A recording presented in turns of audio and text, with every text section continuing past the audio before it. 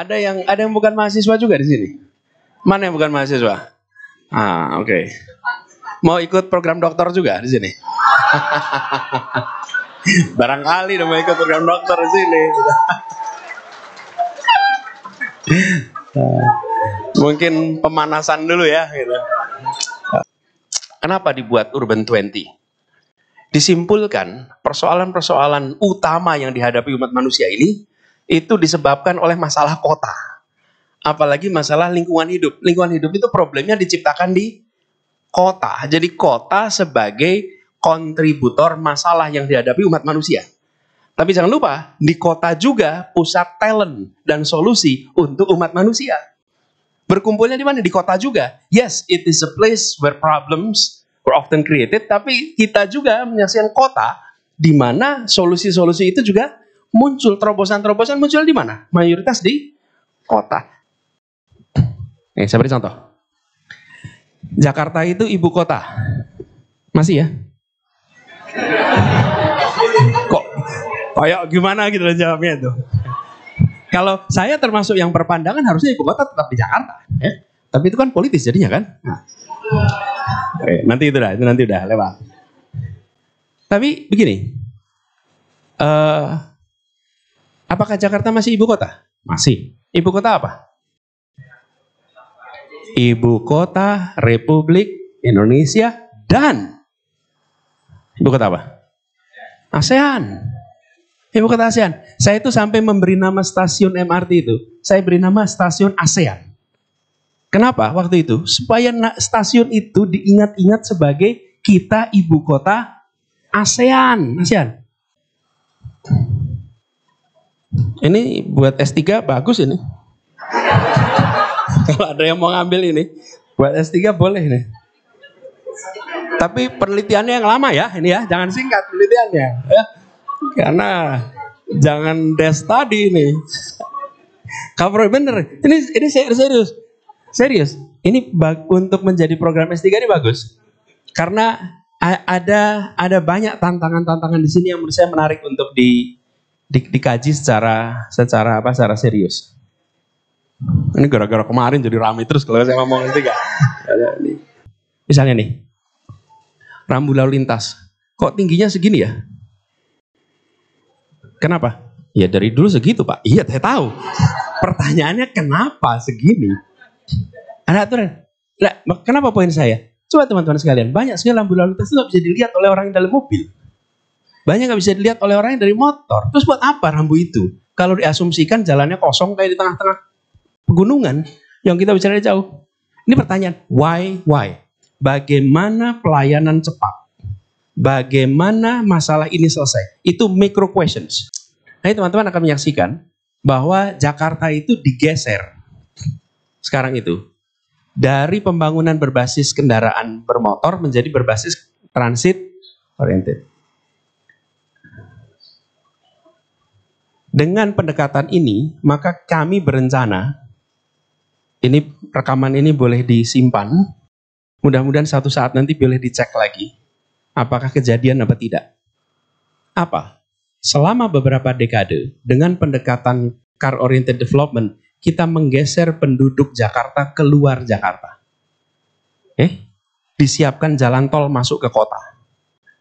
Harga tanah di Jakarta menjadi mahal. PBB-nya ditingkatkan. Lalu penduduk kita digeser keluar. Tanpa, ini sengaja apa tidak kita nggak tahu. Tapi polisinya begitu. Dengan kebijakan tadi, kami ingin mengubah bahwa kawasan sekitar stasiun, jumlahnya berapa ya stasiun tadi itu? 80 lebih stasiun di Jakarta.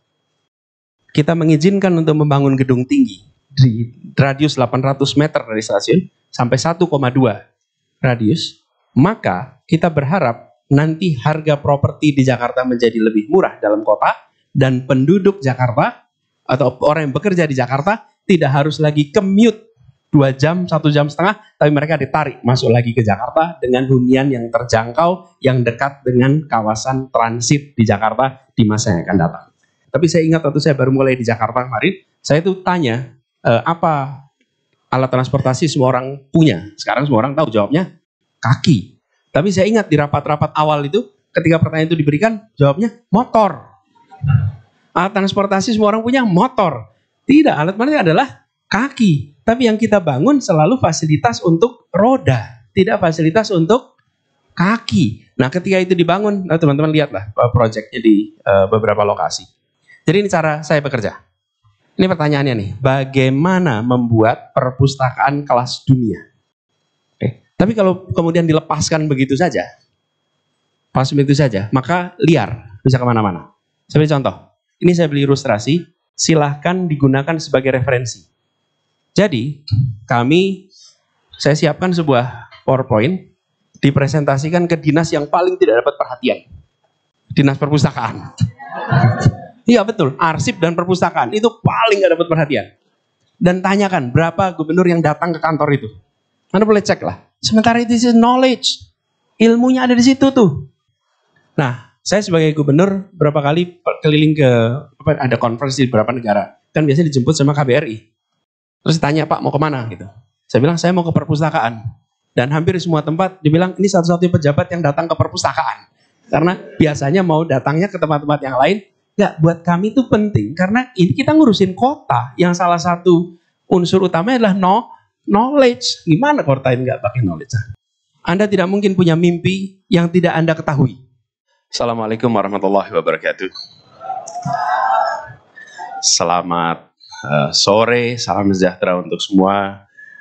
Yang saya hormati Pak Direktur Sekolah Kajian Strategik dan Global UI, Bapak Ator Subroto PhD, Kepala Program Studi Kajian Pengembangan Perkotaan Pak Dr. Khotib, kemudian juga partner kita selama ini nih Pak Andi Simarmata, Bu Lin Yola, dan rekan-rekan kolega teman-teman dosen yang sebagian bekerja bersama. Ini ada Bu Anita, ada Bu Harlili yang bersama-sama selama ini bekerja di Jakarta, dan teman-teman ini mahasiswa semua ya belakang ini. Bener mahasiswa ya. Acungkan tangan coba yang mahasiswa, mana yang mahasiswa? Oke. Ada yang bukan mahasiswa juga di sini. Mana yang bukan mahasiswa? Oke. Mau ikut program doktor juga di sini? Barangkali udah mau ikut program dokter di sini. Mungkin pemanasan dulu ya gitu. Endorse. Fast track nanti ya.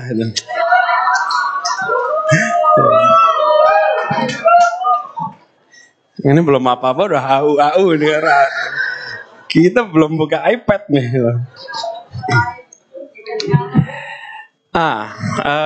Saya ingin sampaikan terima kasih. Terima kasih undangannya untuk berbagi pandangan, pengalaman Pak Kepala Program Studi dan semua saja di sini. Saya ingin sampaikan terima kasih atas kesempatan untuk berbagi di sini. Nah, tantangan yang tadi disampaikan oleh Pak Andi itu menarik sekali. Jadi, Bapak Ibu sekalian, kita akan berbicara tentang pertanyaan yang diajukan di dalam diskusi ini. Itu siapkah ya, mampukah Jakarta? Tentu jawabnya kita harus mampu ya. Kita harus siap, kita harus mampu. Nah, saya akan membagikan di sini sebagian adalah hasil kontemplasi selama bertugas di Jakarta. Jadi sebelum saya masuk pada subjeknya, saya ingin cerita sedikit. Saya bukan fakultas planologi. Saya bukan di fakultas engineering, saya ini backgroundnya ekonomi. By training, I am an economist. By training. Dan urusannya matematika. Yang tidak ada urusan dengan perencanaan kota. Tetapi kita semua yang melewati proses pendidikan akademik itu sebetulnya belajar metode berpikir. Belajar metode ilmiah. Bagaimana melihat fenomena, bagaimana kita mencoba mencari tesis-tesis, hipotesis-hipotesis, mengecek di lapangan, kemudian melihat ilmu pengetahuan, dan itu semua menjadi bekal saya ketika masuk ke Jakarta. Jadi selama masa kampanye, Sampai dengan masa mulai tugas Jakarta, saya menempatkan itu sebagai a learning process. Proses pembelajaran. Bahkan saya tertemukan dengan problem rakyat miskin kota dari dekat itu ketika kampanye. Sebelumnya saya bertugas di akademia, kita membuat program pengiriman guru-guru ke pelosok-pelosok tanah air. Oke? Nah, kita ngirim guru jauh-jauh pelosok tanah air. Ini 2,5 kilometer dari Monas, itu kampungnya tidak ada MCK di tiap rumahnya. Tapi di ujung-ujung gang. Jadi problem yang seringkali kita lihat di luar dengan yang kita lihat di Jakarta, dari dekat itu beda. Nah, saya merasakan dalam perjalanan itu sebagai proses pembelajaran. Nah, dari situ juga saya menempatkan diri sebagai orang yang ingin mendengar. Yang saya diberikan waktu itu adalah kewenangan, otoritas. Tetapi saya tidak berpretensi sebagai orang yang tahu solusi atas semua masalah. Yang ada adalah kewenangan. Solusi ada di mana? Ada di mana-mana solusinya. Termasuk ada di para pakar. Bagian kami yang megang kewenangan adalah open-minded. Terbuka, mendengar, memberikan ruang untuk dialektika itu terjadi, sehingga muncul terobosan-terobosan. Nah, jadi yang akan ditulis, yang akan disampaikan di sini, sebagian ini bukan mendasarkan pada textbook, tapi mendasarkan pada pengalaman yang berada di Jakarta, yang pengalaman itu dicoba diterjemahkan secara terstruktur agar bisa dipahami. Jadi ini adalah bagian dari rekaman yang kami rasakan sama-sama. Nah, terus ini Bapak sekalian, kita akan mulai dengan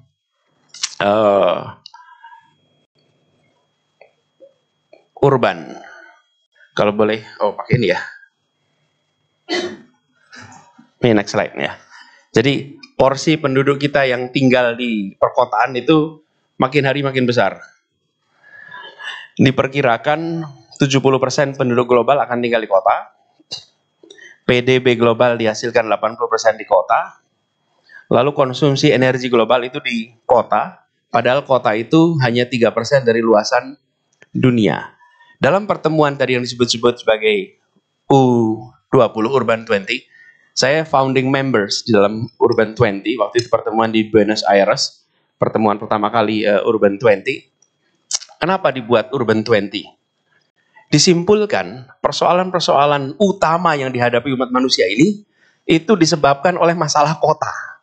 Apalagi masalah lingkungan hidup. Lingkungan hidup itu problemnya diciptakan di kota. Jadi kota sebagai kontributor masalah yang dihadapi umat manusia. Tapi jangan lupa, di kota juga pusat talent dan solusi untuk umat manusia. Berkumpulnya di mana? Di kota juga. Yes, it is a place where problems were often created, tapi kita juga menyaksikan kota di mana solusi-solusi itu juga muncul, terobosan-terobosan muncul di mana? Mayoritas di kota. Karena itulah kota menjadi sangat strategis. Nah, tadi Pak Andi sudah bercerita tentang definisinya dan lain-lain. Saya sering menggunakan definisi-definisi yang sederhana di dalam kemarin bertugas di Jakarta. Definisi sederhana itu apa? Supaya memudahkan seluruh jajaran untuk mengejarnya. Gitu. Kalau sekarang ditanya, what makes a city global city? Karena apa? Mahasiswa jawab. Ini kalau sudah begini biasanya menghindari eye contact. Nih. Ayo, kenapa? What makes a city a global city? Ya.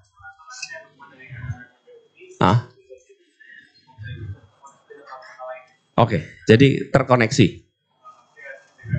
Good. Tadi juga disampaikan. Namanya siapa? Lukman. Boleh dicatat namanya? Anda boleh bantu ya, catat namanya Lukman. Oke, ada lagi? Yuk.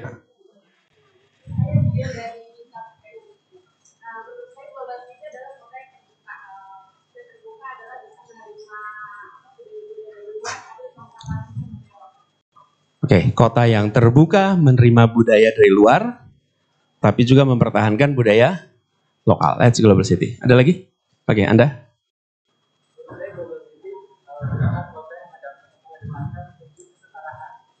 Oke.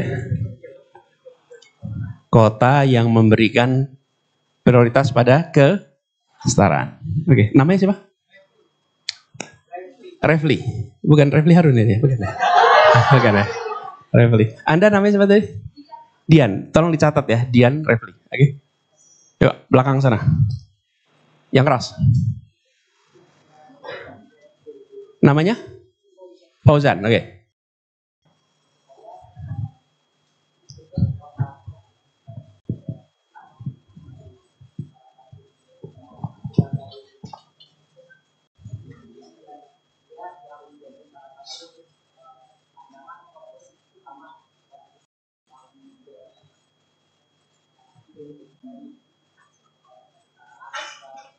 Ini esai ini.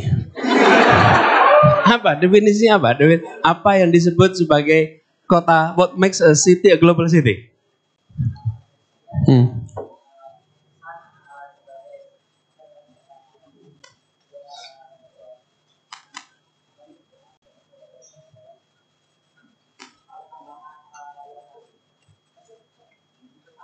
Apanya yang utama?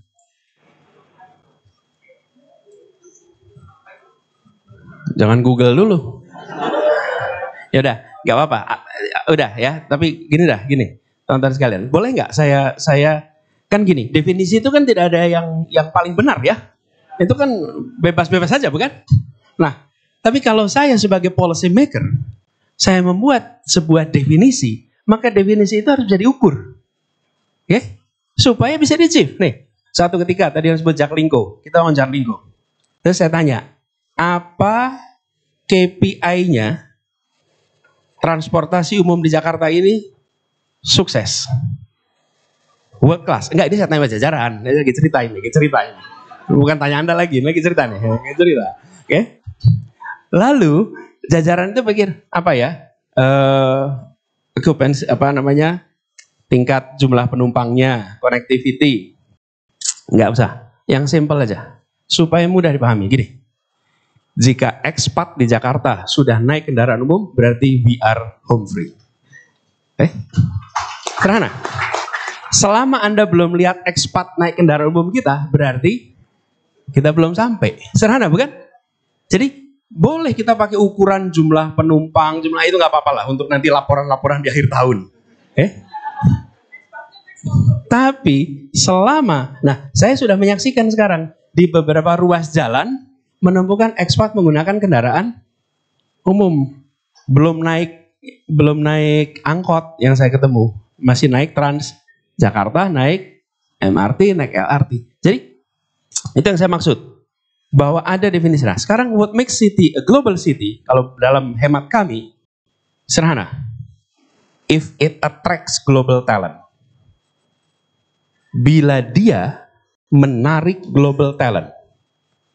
Selama dia belum menarik global talent, maka kita punya kota yang modern, tapi belum kota yang global.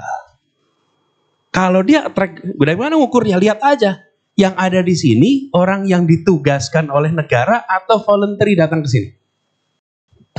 Saya beri contoh. Jakarta itu ibu kota. Masih ya? Kok kayak gimana gitu jawabnya itu. Kalau saya termasuk yang berpandangan harusnya ibu kota tetap di Jakarta. Ya? Tapi itu kan politis jadinya kan. Nah. Nanti itu udah lewat. Tapi begini. Apakah Jakarta masih ibu kota? Masih. Ibu kota apa? Ibu kota Republik Indonesia dan ibu kota apa? ASEAN. Ibu kota ASEAN. Saya itu sampai memberi nama stasiun MRT itu, saya beri nama stasiun ASEAN. Kenapa waktu itu? Supaya stasiun itu diingat-ingat sebagai kita ibu kota ASEAN. Oke, ada berapa kedutaan di sini? Ya, ini biar kita sadar loh, penumpang MRT tiap hari ini global city ya, gitu ya kira-kira. Ada kedutaan, tadi saya minta dicek, 99 kedutaan di Jakarta. Ditambah representatif 101. Itu ekspat yang wajib di sini. Tapi ada ekspat yang datang ke sini voluntary. Karena memang tawaran bekerja di sini. Itu yang saya maksud. Selama kota ini belum meng-attract global talent, we are not there yet. Nah, pertanyaannya, nanti Anda boleh cek survei global talent, apa yang menentukan global talent mau datang ke sebuah kota? Satu, udaranya bersih. Iya, dia akan menghirup udara di sini 24 jam. Oke? Pertanyaan nomor satu, saya dapat gaji gede, tapi kalau kotor mau nggak saya ke situ? Mau nggak anak saya di situ? Mau nggak istri saya di situ? Mau nggak suami saya di situ? Betul tidak? Clean air, nomor satu. Nomor dua, fasilitas pendidikan dan kesehatan. Baru yang lain-lain. Nah ini teman-teman, kenapa saya buat sederhana? Supaya kita mau membangun Jakarta ini tahu nih ukurannya nih. Gimana kita membangun kota ini kalau kita tidak punya satu pegangan yang simple. Definisi lengkapnya tadi ahli planologi punya tuh. Tadi kan didefinisikan juga ya di presentasinya Pak Andi. 1, 2, 3, 4, 5. Nah itu dipakai. Jadi saya usul kepada, sudah balik. Kalau balik gimana caranya? Nah ini, what makes a city a global city? It attracts global talent. Kalau menurut saya itu jawabnya. Nah di situ kemudian soal connectivity ada, di situ soal kegiatan perekonomian ada dan lain-lain.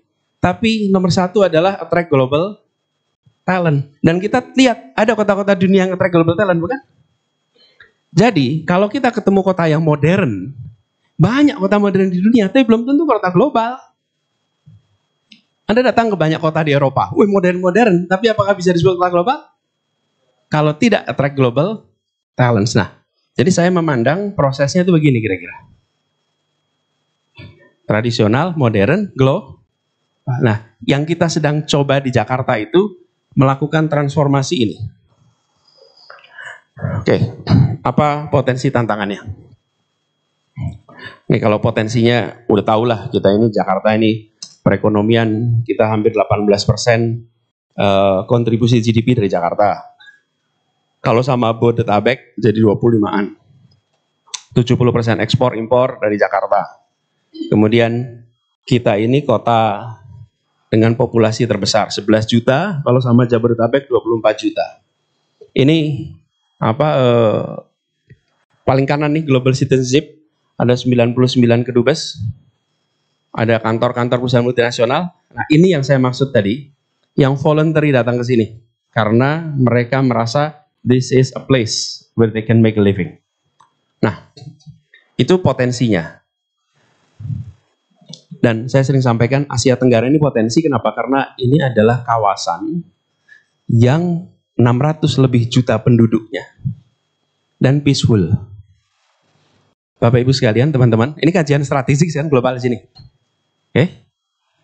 Coba lihat Asia Timur. Apa negara Asia Timur itu? Ada 4 kelompok, ada Cina, ada Korea, ada Jepang. Ya ada, walaupun tidak diakui negara, tapi Taiwan. Betul tidak? Sekarang tanya, bisa nggak mereka akur?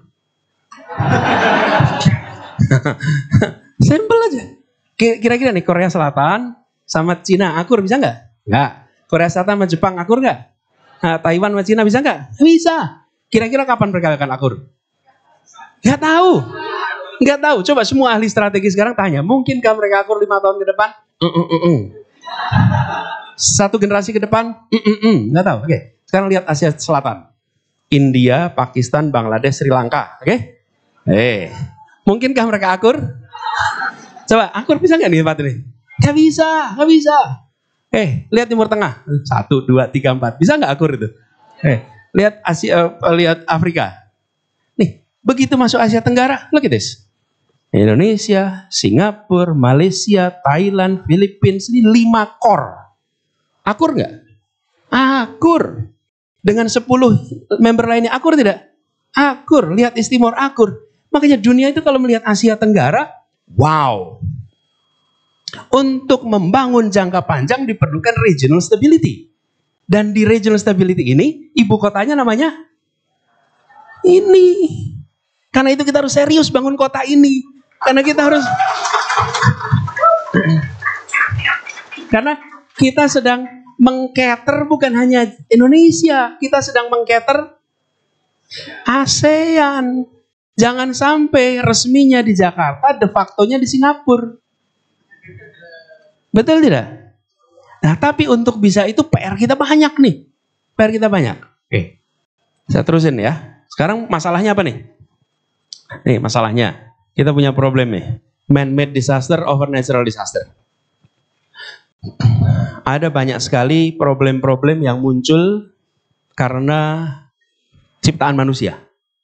Bukan ciptaan alam saja.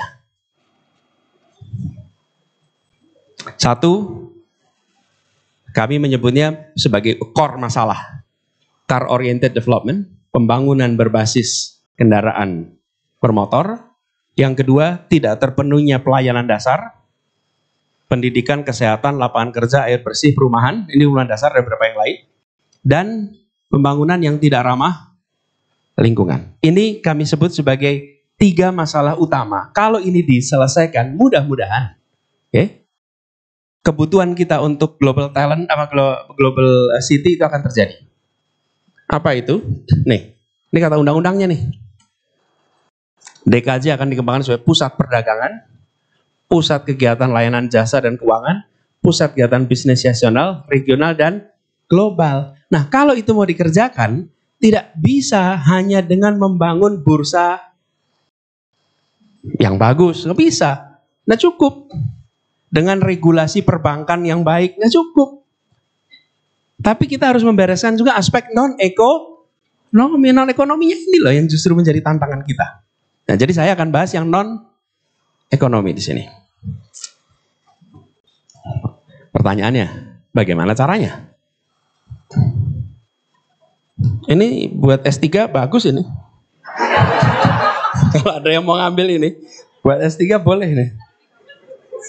Tapi penelitiannya yang lama ya, ini ya, jangan singkat penelitiannya. Ya. Karena jangan desk study ini. Cover bener. Ini serius. Ini untuk menjadi program S3 ini bagus. Karena ada banyak tantangan-tantangan di sini yang menurut saya menarik untuk dikaji secara serius.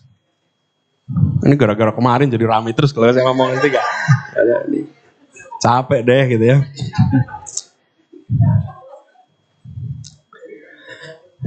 Nah, saya mencoba untuk bagaimana mewujudkannya. Sekalian, saya memimpin di DKI Jakarta. Itu ada banyak staff. Yang teman-teman yang bertugas di Jakarta jangan ikutan jawab. Tapi buat mahasiswa, kira-kira berapa orang yang bekerja di jajaran Pemprov DKI? Anda udah tadi. Yang lain. Berapa yang bekerja di dalam jajaran Pemprov DKI Jakarta? Educated guess. Ayo. Berapa? 200 apa? 200 orang. Yang bekerja jajaran Pemprov DKI. Ada? Berapa? 500. Jajaran DKI. Total semua. 3.000. Yang termasuk ngurusin jalan, termasuk ngurusin. Loh, iyalah memangnya kota yang ngurusin apa? Itu ngurusin KTP ya Mas kalau di kecamatan. Oke, apa? Berapa? Berapa Mas? 50.000, oke. Ada lagi? Nih. Oke. Kira-kira jumlahnya 190 sampai 200 ribu orang. Oke, kenapa saya bilang kira-kira? Karena yang 62 sampai 64 ribu itu yang ASN, yang sisanya yang non ASN. Karena itu angkanya bisa bergerak. Jadi untuk gampangnya 200 ribu, oke? Supaya gampang hitungnya aja. 200 ribu orang. Lalu penduduk Jakarta berapa? 11 juta. Jadi ada 200 ribu orang untuk ngurusin 11 juta plus yang masuk ke Jakarta kalau siang. Ya, gitu semua ya. Nah sekarang pertanyaannya, gimana kita menggerakkan 200 ribu orang itu untuk bekerja membuat ini jadi global city? Lemanya yang bikin global city cuma gubernur. Yang harus bikin global city semua, bukan? Gimana cara menggerakkan semua itu? Supaya semua bisa bergerak agar kita menuju global city.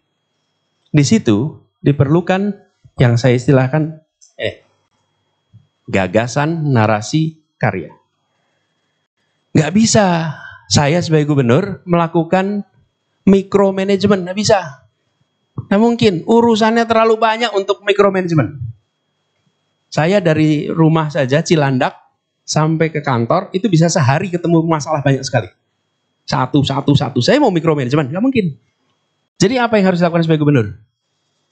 Saya wujudkan apa yang disebut sebagai gagasan, diturunkan dalam bentuk narasi, baru dikerjakan. Tidak ada hal dikerjakan tanpa narasi, tanpa gagasan.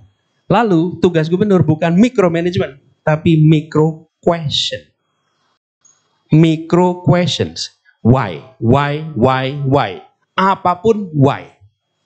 Dan seluruh jajaran itu sudah hafal selama saya bertugas. Paling tegang kalau ditanya, why? Sebetulnya bukan ujian, tapi semuanya ditanyakan. Misalnya nih, rambu lalu lintas. Kok tingginya segini ya? Kenapa? Ya dari dulu segitu Pak. Iya saya tahu. Pertanyaannya kenapa segini? Ada aturan. Nah, kenapa poin saya? Coba teman-teman sekalian, banyak sekali rambu lalu lintas itu nggak bisa dilihat oleh orang yang dalam mobil. Banyak nggak bisa dilihat oleh orang yang dari motor. Terus buat apa rambu itu? Kalau diasumsikan jalannya kosong kayak di tengah-tengah pegunungan, yang kita bicara jauh. Ini pertanyaan, why? Bagaimana pelayanan cepat? Bagaimana masalah ini selesai? Itu micro questions. Tapi gagasannya ini harus jelas. Nah, jadi saya teruskan sedikit teman-teman. Apa terkait ini? Sebentar, saya turunkan. Dari gagasan itu, saya turunkan jadi kami ini bekerja bersama nih. Membuat 6 prinsip yang harus ada di kota ini. Supaya dia menjadi kota global. Apa prinsipnya? 1, setara. Tadi Anda bilang tuh setara, jadi kota global. 2, sejahtera. 3, maju. 4, hidup. Lestari, bersatu. Itu yang disebut sebagai values. Nanti values itu diterjemahkan dalam bentuk karya. Ini boleh dipakai? Ya, saya ini biasanya pakai whiteboard. Canggih bener. Bentar. Oke.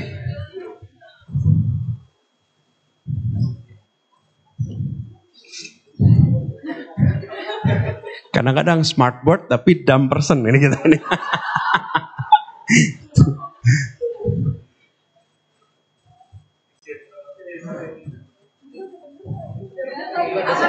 Oh ya siap.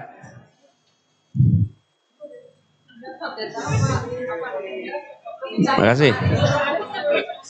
Pak Khotib, makasih. Jadi di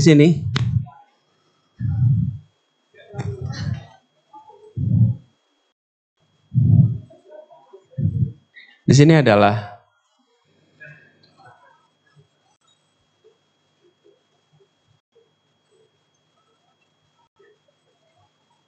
oke.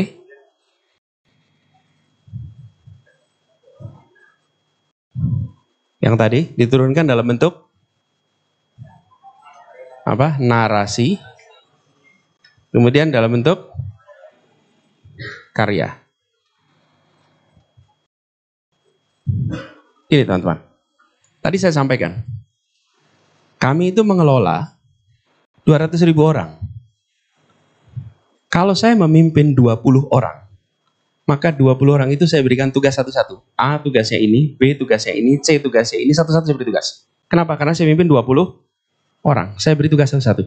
Kalau saya memimpin 200 orang, maka saya bikin SOP. Saya bikin struktur organisasi, saya bikin pembagian tugas, lalu saya lakukan manajemen untuk mengelola 200 orang. Tapi kalau saya memimpin 200.000 orang, maka yang dibutuhkan adalah values yang dipegang oleh pemimpin 200 orang, yang dipegang oleh pemimpin 20 orang. Kebayang nggak? Kenapa ini penting? Karena di sini memimpin 200K diterjemahkan oleh orang yang memimpin 200, kemudian diterjemahkan oleh orang yang memimpin 30. Kalau kita tidak punya ini, teman-teman, nanti yang di sini nggak punya guidance. Jadi ketika kembali kepada value tadi, 6 prinsip tadi,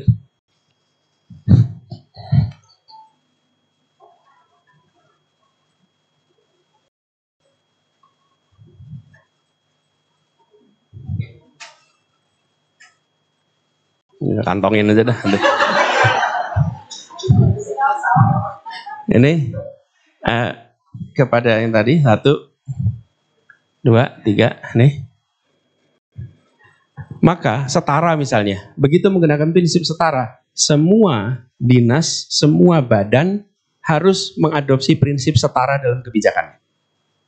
Dan dia harus memastikan bahwa ada prinsip maju, prinsip bersatu. Itu semua harus dijalankan sehingga para pemimpin 200 orang bisa menerjemahkan. Nah, itu pegangannya kira-kira. Lalu apa yang dikerjakan? Cara kembali ke slide sebelum itu gimana? Sebelumnya lagi. Nah, tadi saya sebutkan ya 3 masalahnya. 1, car oriented development, 2, under investment basic service, 3 adalah pembangunan yang tidak ramah lingkungan. Maka solusinya jadi transit oriented development, yang kedua jadi rapid investment in basic service, dan yang ketiga adalah sustainable serhana. Itu serhana di tingkat policy makersnya. Lalu apa terjemahannya? Nih, car oriented development. Maka pembangunan berbasis koridor berubah menjadi pembangunan berbasis distrik. Kalau teman-teman yang sedang studi, Anda coba cek di Pergub, saya lupa nomornya, tapi Pergub ini keluar di akhir masa jabatan, tentang RDTR 31. Pergub 31 tahun, masa 31 sih? Lebih Pak. Oh 31 ya? 2022. Nah teman-teman akan menyaksikan bahwa Jakarta itu digeser sekarang itu dari pembangunan berbasis kendaraan bermotor menjadi berbasis transit oriented. Dengan pendekatan ini, maka kami berencana, ini rekaman ini boleh disimpan, mudah-mudahan suatu saat nanti boleh dicek lagi, apakah kejadian apa tidak. Apa? Selama beberapa dekade, dengan pendekatan car oriented development, kita menggeser penduduk Jakarta keluar Jakarta. Disiapkan jalan tol masuk ke kota. Harga tanah di Jakarta menjadi mahal, PBB-nya ditingkatkan. Lalu penduduk kita digeser keluar. Tanpa, ini sengaja apa tidak kita nggak tahu. Tapi polisinya begitu. Dengan kebijakan tadi, kami ingin mengubah bahwa kawasan sekitar stasiun, jumlahnya berapa ya stasiun tadi itu? 80 lebih stasiun di Jakarta. Kita mengizinkan untuk membangun gedung tinggi di radius 800 meter dari stasiun sampai 1,2 radius.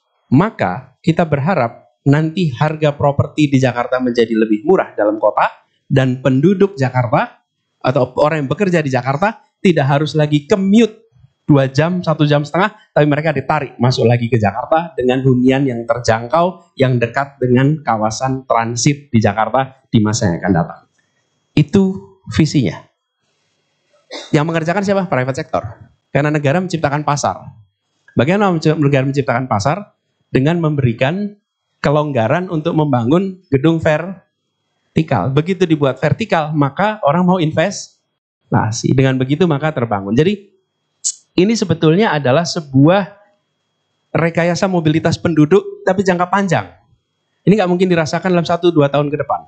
Tapi kita akan menyaksikan pelan-pelan penduduk Jakarta dikembalikan ke dalam kota. Nah, ini contoh yang kiri. Yang kanan tentu teman-teman tahu transportasi yang disintegrasi menjadi terintegrasi. Itu udah tahu lah, Jaklingko itu. Siapa yang sudah pernah pakai? Alhamdulillah. Ini tanya juga deg-degan ini. Kalau Toto yang muncul cuma 1-2, ampun. Ternyata mayoritas pakai ya. Nah, mudah-mudahan ini diteruskan ini. Tapi ini membutuhkan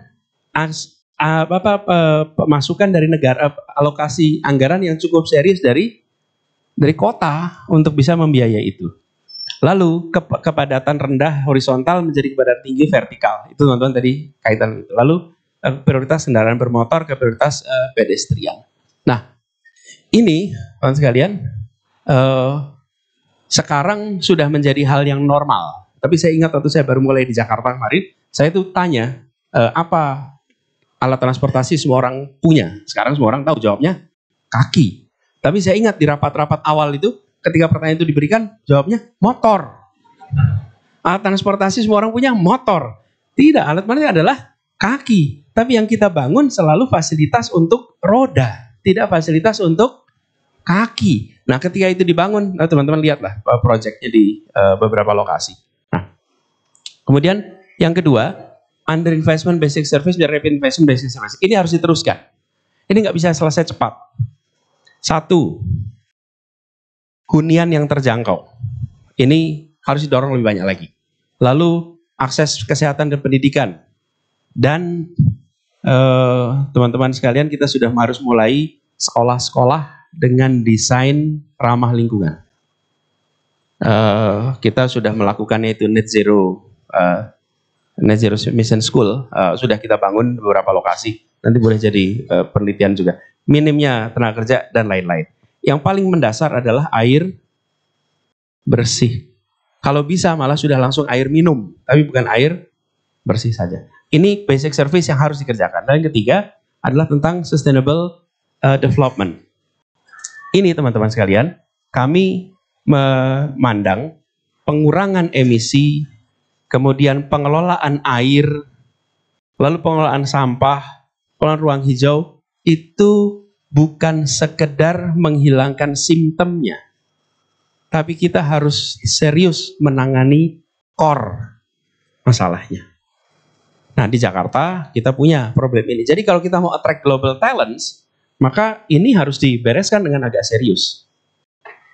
Pengalaman kami wujudkan nih dalam bentuk strategi 1, 2, 3. Nanti ini bisa dibaca aja, karena kalau dijelaskan satu-satu di sini agak terlalu panjang. Kan ini presentasi diskusi, bukan defense. Kalau defense saya harus ngerjain lebih panjang lagi di sini.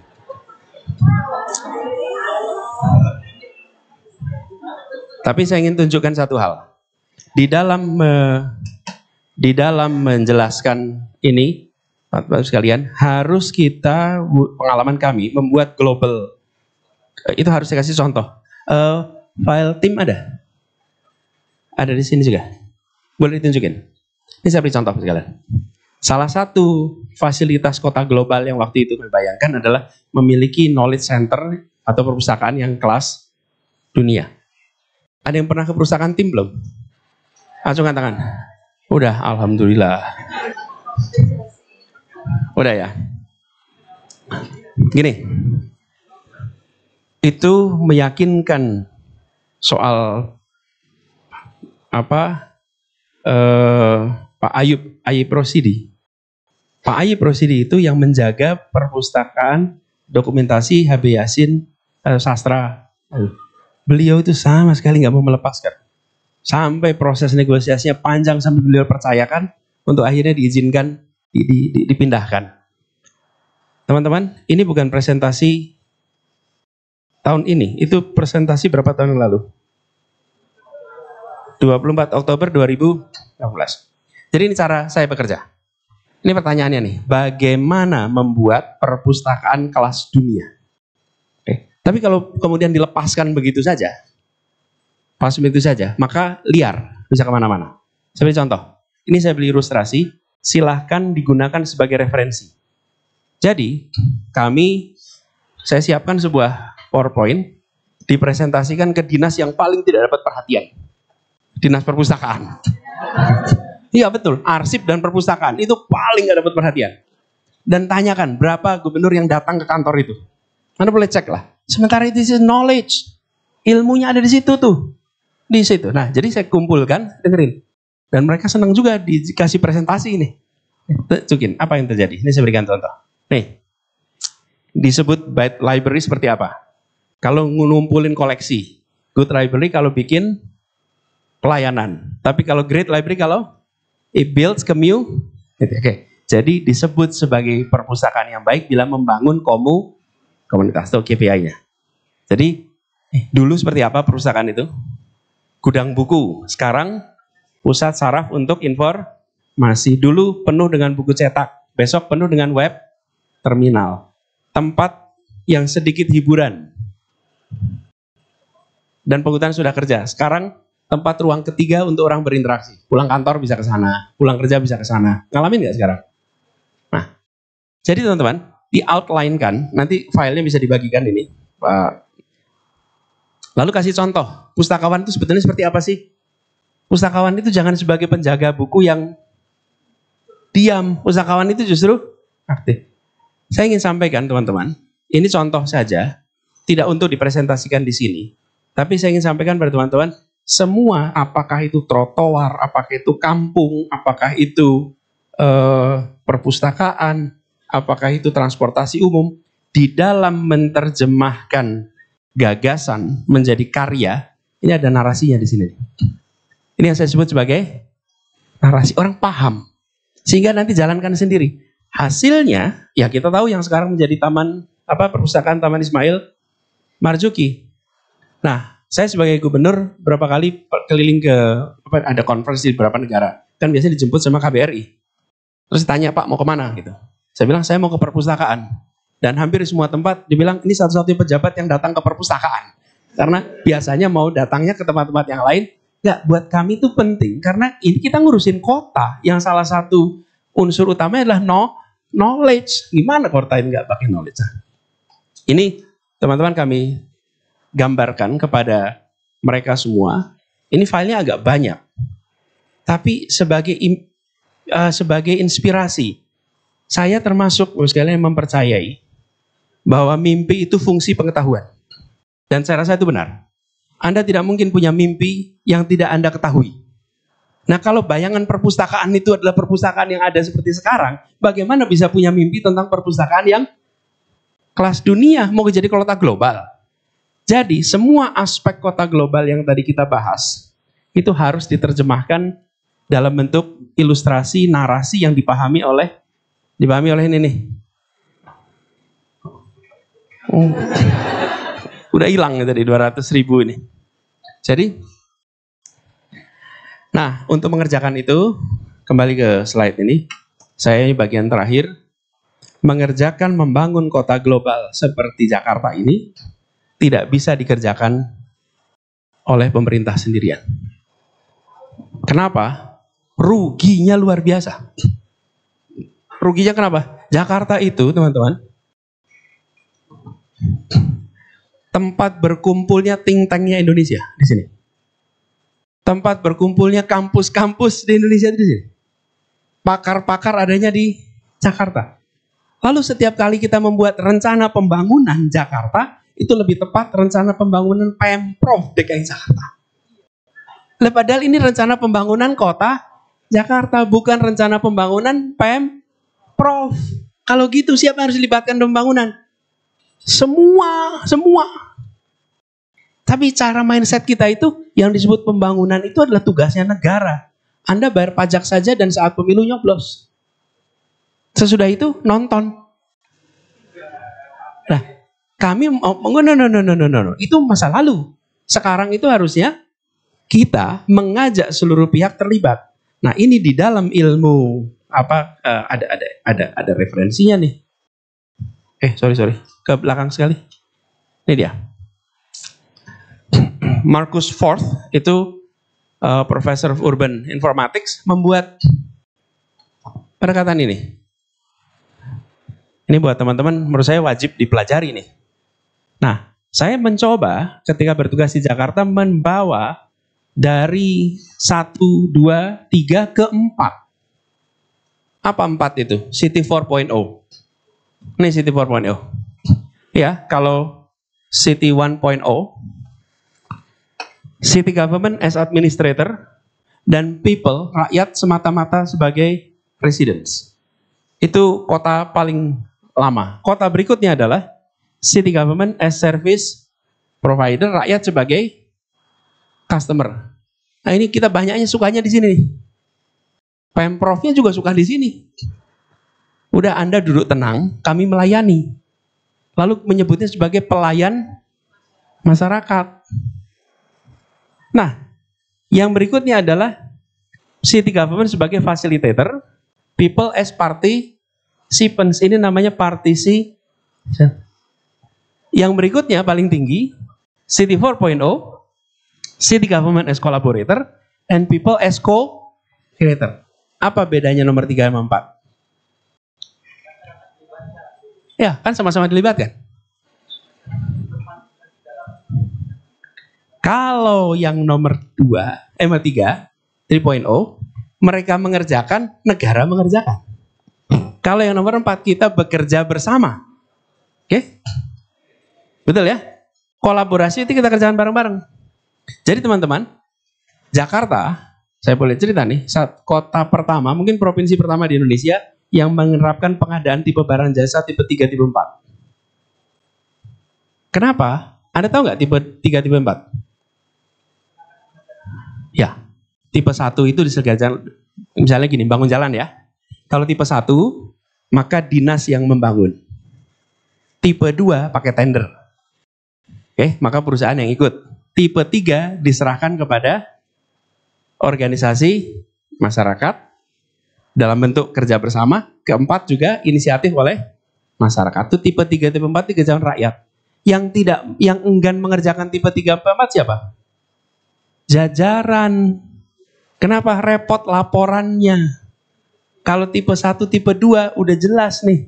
Ada tendernya, ada prosesnya, simple. Kalau yang ini melibatkan, tapi kami temukan pembangunan gang-gang itu dengan tipe 3, tipe 4, kualitas gangnya, jalannya jauh lebih bagus. Karena mereka kemudian mengerjakan sendiri, semennya ditambah, materialnya ditambah. Kalau tipe 1, tipe 2, beda kan?